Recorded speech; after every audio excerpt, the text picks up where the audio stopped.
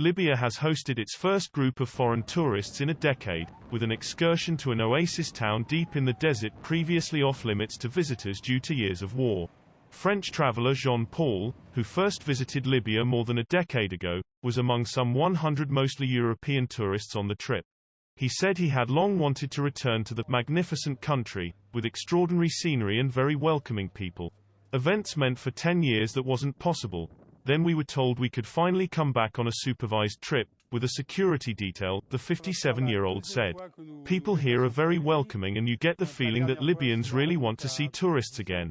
Police sirens echoed around the oasis of Gadam, its old white buildings set amid a sea of palm trees, as the convoy of dozens of four-wheel drives ferried the Italian, French, Icelandic and Swiss tourists through town.